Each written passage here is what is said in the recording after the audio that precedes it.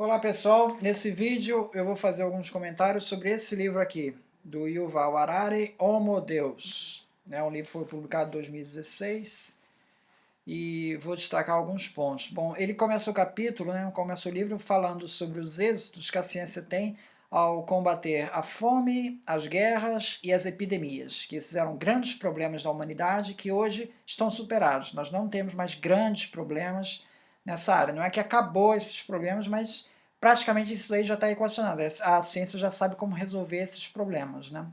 Então é improvável que uma pessoa venha morrer de fome, é improvável que tenhamos guerra, é improvável que haja uma epidemia global, né? Qual então é o próximo item da agenda, né? A pergunta dele, né? O número de mortos por inanição é muito pequeno, página 14, tá? As guerras estão desaparecendo, página 24, e a solução desses problemas trouxe então impactos na filosofia do humanismo, que está em decadência, tá? E está cada vez mais gestando o que ele chama de tecno-religião, onde os dados e não mais o homem é que toma o centro das atenções, né? As decisões são tomadas levando em conta não mais o bem-estar do homem, mas o que dizem os dados, né? Uma análise fria e neutra é o que ele está apontando, né? Bom, o que eu tenho a comentar sobre isso é que, bom, segundo os dados da Unicef, a cada 4 segundos morre uma pessoa de fome no planeta. Guerras, as mais recentes, nós tivemos a guerra da Síria, que matou 400 mil pessoas, 100 mil civis. Tivemos a guerra do Iraque, não há muito tempo, matou 500 mil. A guerra do Sudão, 500 mil. A guerra do Afeganistão, 2 milhões. A guerra narcotráfico do México, 50 mil pessoas. Não vejo problema das guerras superadas. Há pouco tempo nós tivemos o conflito com a Coreia do Norte, a ameaça de mísseis sendo lançados. Não acho que essa possibilidade está afastada. A questão das epidemias, nós estamos vivendo a pandemia da coronavírus, atingindo o mundo inteiro. Então, o que ele está apontando como êxitos da ciência, e não vejo, não acho que chegou ainda nesse estágio que ele está dizendo. Ainda que a ciência tenha uma dívida enorme com casos felizes, não se trata simplesmente de jogar diferentes substâncias químicas num tubo de ensaio, na esperança de que saia daí um novo medicamento. Quer dizer, ele está dizendo que enquanto que a superstição depende da sorte para aquilo funcionar, a ciência não depende da sorte, ela não se baseia nisso, né? Ela não parte disso. Bom, a história da ciência está repleta de casos de teses que foram construídas sem base nas evidências. Elas foram construídas só depois é que as evidências ficaram confirmadas, né? E muitas surgiram simplesmente ao acaso, né? O caso da penicilina não é pontual, é uma coisa bastante comum. E o caso de tentativa e erro, mesmo em medicamentos, sim, as empresas farmacêuticas testam milhões de possibilidades em computadores até ver qual que funciona. Então, é sim baseado na sorte, e muitas vezes ainda é baseado na sorte. Ele aponta assim que a morte é um problema técnico superável, na página 32. A ciência está próxima do elixir da juventude eterna, página 33. Podemos viver 500 anos, na página 34. No século XXI, ainda nesse século atual, chegaremos a 150 anos, vida média das pessoas, né? Atingiremos a imortalidade, página 64. Bom, isso aqui me parece assim que a gente está rememorando a alquimia da Idade Média, né? Que também prometia o elixir da juventude. Por enquanto são promessas, eu não vejo isso como algo sendo realizado. Você tem sim qualidade de vida melhorando, mas a imortalidade eu acho que ainda é uma coisa ainda muito fora do radar, né? Ninguém consegue absorver todas as recentes descobertas científicas. Ninguém é capaz de predizer qual será o aspecto da economia global daqui a 10 anos. E ninguém tem uma resposta de onde estaremos nessa carreira desabalada. Como ninguém compreende o sistema como um todo, ninguém pode fazê-lo parar. Então ele trata aqui de uma inexorabilidade do progresso, né? E, enfim, que realmente você trouxe à ciência tanta especialização que a pessoa perde a noção de conjunto. E com isso não é possível predizer de uma maneira razoável, né, para onde que está caminhando a ciência. Não tem como freio, não tem freio, né? Bom, ele fala que historiadores estudam o passado não para poder repeti-lo, e sim para poder se libertar dele, né? É uma coisa que ele não traz, né, que em textos como, por exemplo, do Mark Bloch, Introdução à História, ele fala, né, que o historiador nunca tem como dar um retrato imparcial da história. Sempre na narrativa dele vai estar impregnado dos valores dele de alguma maneira, nem que ele se esforce em não fazer isso, isso vai acabar repercutindo. Na própria seleção dos fatos já tem aí um viés do historiador. E o Mark Bloch destaca que na história o homem é o centro da história, né? Então, se você acaba com o humanismo, segundo Mark Bloch, você acaba com a história, né? Depois de negar a alma como diferencial dos animais, Harari conclui: e se tal centelha, a alma, não existe, haveria algum motivo para continuar a atribuir um valor especial à vida humana? Em sua crítica ao humanismo, o que resta de valor à vida humana? A religião diz para não matar, o humanismo diz para não matar baseado em valores éticos, né? Mas e quando não temos mais o humanismo? Qual a razão para não matar? Aí ele pergunta: a maioria das pessoas modernas tem aversão à ética, aversão ética à tortura e ao estupro, por causa das experiências subjetivas envolvidas. Se algum cientista quiser argumentar que experiências subjetivas são irrelevantes, terá o desafio de explicar por que a tortura e o estupro estão errados sem nenhuma referência a experiências dessa natureza. Bom, eu perguntaria para esse cientista: é possível torturar você? Eu acho que ele vai dizer não, né? Enfim, quer dizer, eu acho que esse referencial, ou seja, você procurar não fazer para o próximo aquilo que você não queria que fizesse para você, esse já é uma conduta a ser seguida, né? Assim, você abandonar isso, parece que a pessoa está cometendo a autoflagelação, né? Não consigo como abandonar isso. A Revolução Científica começou em uma das sociedades mais dogmáticas, intolerantes e religiosas da história, página 204. É interessante que a sociedade hoje, nós temos tido muitos avanços na ciência, né? E, inegavelmente, né, muitos avanços na ciência, e paralelamente o que a gente tem assistido é o recrudescimento do fundamentalismo católico, fundamentalismo islâmico, terraplanismo, movimento antivacina, e tudo isso no meio de tantos avanços na ciência. Quer dizer, de certa forma a gente está repetindo o mesmo fenômeno que ele observou lá no século XVI. Né? Costuma-se descrever a história da Era Moderna como uma luta entre ciência e religião. Na teoria, tanto a ciência quanto a religião estão interessadas, acima de tudo, na verdade. Na verdade, nem a ciência nem a religião se importam muito com a verdade. Daí a facilidade com que podem entrar em acordo, coexistir e até mesmo cooperar. A religião está interessada, acima de tudo, na ordem, tem como objetivo criar e manter uma estrutura social, e a ciência está interessada, acima de tudo, no poder. É interessante que esse trecho que ele fala na página 205, ele, de certa maneira, serve como um contraponto com o que ele acabou de dizer, né? Porque ele endeusou tanto a ciência, que a ciência resolve problemas técnicos numa análise imparcial, que ela resolve os problemas, já tem quase todos resolvidos, né? E aqui ele já faz uma análise mais de outra perspectiva, né? Que a ciência não é movida por uma questão de resolver problemas técnicos. A ciência é movida pela busca de poder. Né? O Bourdieu fala da busca de capital simbólico. Né? Enfim, ele faz meio que um contraponto com o que ele disse na primeira parte do livro. Né? Durante milhares de anos, o caminho científico para o crescimento ficou bloqueado, porque se acreditava que as escrituras sagradas continham todo o conhecimento importante que o mundo tinha a oferecer. No entanto, a Revolução Científica libertou o gênero humano dessa convicção. A maior das descobertas científicas foi a descoberta da ignorância. Uma vez que os humanos se deram conta de quão pouco sabiam sobre o mundo, eles tiveram um motivo muito bom para ir em busca do conhecimento, o que abriu o conhecimento científico para o progresso.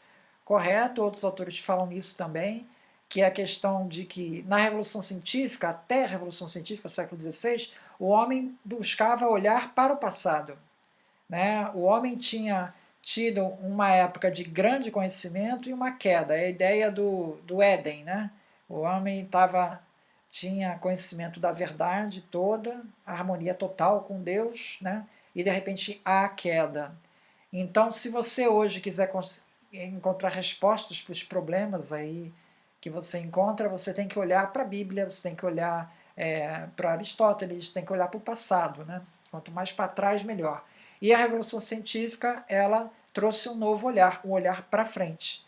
A resposta não está aqui, a resposta está numa inovação que vem daqui à frente. Então, essa busca dessa resposta é que fez realmente a ciência avançar. Na Idade Média, a fonte de todo significado, de toda autoridade era externa. Daí o foco da educação em instilar a obediência, memorizar as escrituras e estudar as antigas tradições.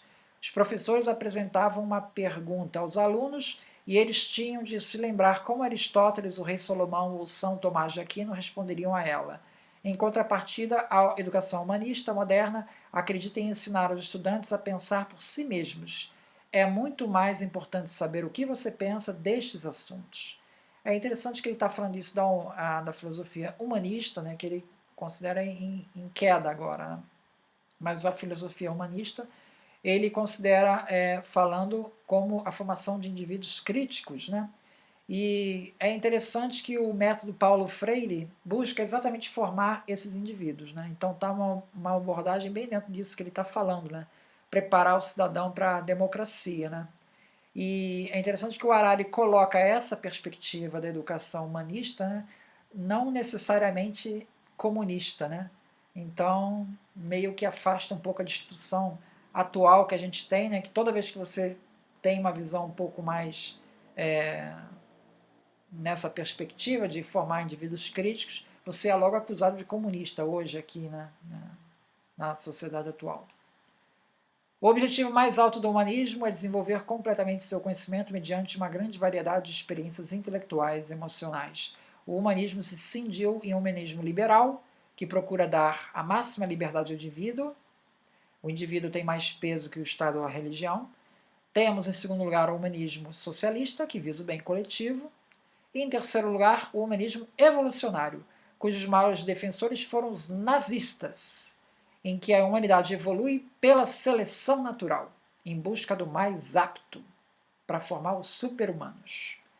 Aí ele diz assim, na página 262, assim os gulags de Stalin não anulam, assim como os gulags de Stalin não anulam automaticamente cada ideia e cada argumento socialista, também os horrores do nazismo não deveriam nos cegar a todo novo conceito que o humanismo evolutivo possa oferecer.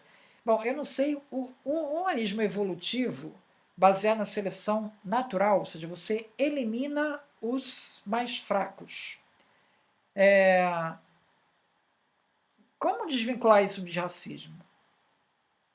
Eu não consigo. Ou seja, o humanismo, o que sobra do nazismo? Você está falando que o nazismo, tirando os campos de concentração, isso tem uma mensagem útil aí. Qual é a mensagem do nazismo?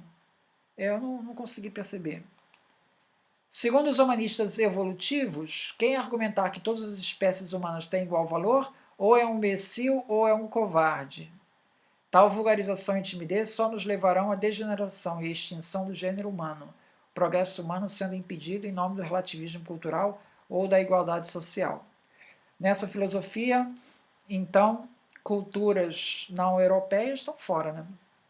Não tem possibilidade. Né?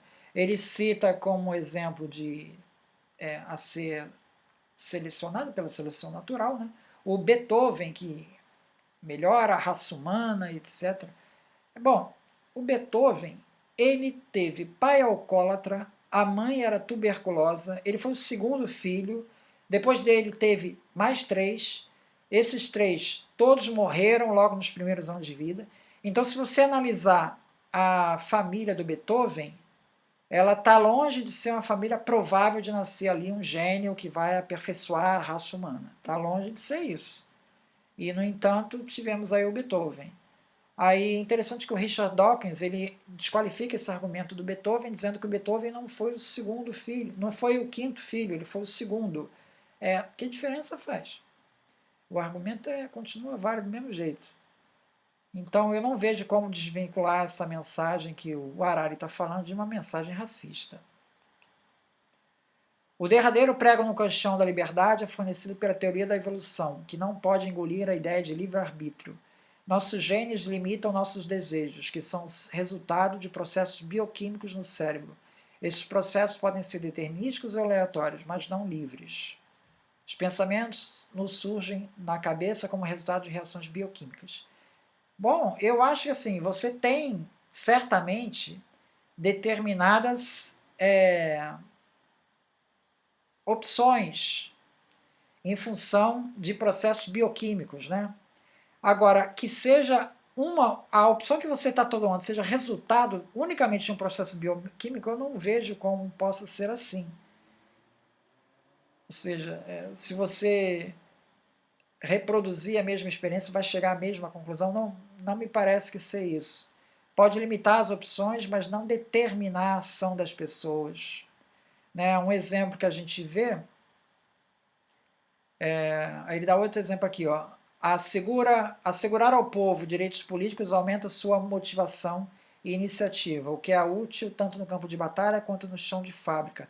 Então ele diz que a democracia, que você garante direitos a todos os cidadãos, isso foi algo que foi feito para você garantir pessoas que possam lutar na guerra. Então a ideia de você dar direitos é você garantir que você possa contar com essa pessoa no caso de uma guerra. Como você não vai ter guerra, você não precisa dar direitos para essas pessoas. Bom, então, segundo ele, à medida que o humanismo perde força, né, você não precisa dar esses direitos para as pessoas. Então, ele trata as pessoas como uma coleção de mecanismos bioquímicos que é constantemente monitorada e guiada por uma rede de algoritmos eletrônicos. Os humanos não serão mais entidades autônomas, direcionadas pelas histórias do eu, da narrativa de cada um inventa, em vez disso serão parte de uma imensa rede global. As novas tecnologias do século XXI podem reverter a revolução humanista, destituindo os humanos de sua autoridade e passando o poder aos algoritmos. Você vê, por exemplo, no caso dos algoritmos, no caso das eleições, né? Quer dizer, muitas pessoas foram orientadas por algoritmos. Agora a pergunta é, os algoritmos são neutros? Ou será que tem alguém programando esses algoritmos? A inteligência artificial, ela funciona a partir do momento que você escolhe um conjunto de treinamento para essa rede é treinada. O simples fato de você selecionar dados e entregar dados para essa rede, você já está dando um viés para essa rede. Então essa rede vai refletir os dados de treinamento que você está dando para eles. Então a rede pode refletir teses racistas. O fato de ser feito por um computador não quer dizer que seja neutro. Né? Esse aspecto dele de tratar tudo como reação bioquímica, em parte isso foi uma extensão do que foi a Revolução Científica do século XVI. A Revolução Científica do século XVI, ela tratou o seguinte, ela tratou de considerar como objeto da ciência uma parte do conhecimento, outra parte ela simplesmente não validar. Então, relações como emoção, amor, feio, belo, a ciência diz, isso aqui não dá para quantificar, vai ficar fora. Parece que a mensagem que o Harari está trazendo é que a ciência agora está pegando esse resto que havia sido deixado de fora, agora a ciência está trazendo tudo. Tudo está sendo trazido para a órbita da ciência. Isso lembra esse fenômeno do século XVI que o Max Weber narrou como desencantamento do mundo, né? O que a ciência deixou de perder sua poesia. Antes estava tudo misturado. A ciência era misturada com religião, era tudo. Você não tinha um cara astrônomo, o cara era astrônomo, astrólogo, era tudo misturado. Hoje em dia essa parte mais poética separou e a ciência ficou só com essa parte quantificável. Então esse processo de separação é narrado pelo Max Weber como desencantamento do mundo. Né? Através do desencantamento religioso, a magia foi eliminada do interior das religiões e sendo substituída por uma prática religiosa fundada na ética. O desencantamento científico do mundo acompanha a formação da ciência moderna desde o século XVI. Tá? Isso Max Weber diz em 1917. Então, a divisão do gênero humano em castas biológicas destruirá os fundamentos da ideologia liberal. Nem todos terão acesso aos avanços da medicina e à tecnologia. A brecha entre pobres e ricos vai aumentar à medida que pobres deixam de ter interesse militar e econômico. A estratégia mais eficaz pode ser simplesmente deixá-los para trás. Tende a se formar uma nova casta super-humana, o Homo Deus, que, ao abandonar suas raízes liberais e a tratar os humanos normais, não melhor que os europeus do século XX trataram os africanos. Então isso é o que deve vir pela frente, né? A formação de uma elite que é beneficiada por esses avanços da ciência e que cada vez mais exclui outros que ficam de fora dessa revolução. Isso é o que a gente está assistindo e é o que tende a se intensificar na perspectiva aí do Harari. O que vale eleições democráticas quando os algoritmos decidem com que cada um vai votar? O humanismo ordenava, ouçam seus sentimentos. O dataísmo, que ele chama, essa nova filosofia atual, né, agora ordena, ouçam os algoritmos. Então os algoritmos determinam. O que ele não aborda é que esses algoritmos são treinados, né? A ciência está convergindo para um dogma que abrange tudo e que diz que os organismos são algoritmos e a vida é processamento de dados. A inteligência está desacoplando a consciência está desacoplando da inteligência. Algoritmos não conscientes, mas altamente inteligentes poderão em breve nos conhecer melhor do que a nós mesmos. Então, século XXI, o dataísmo pode afastar os humanos, mudando de uma visão antropocêntrica para uma visão datacêntrica. Então, essa é a perspectiva que ele coloca pelo que vem pela frente.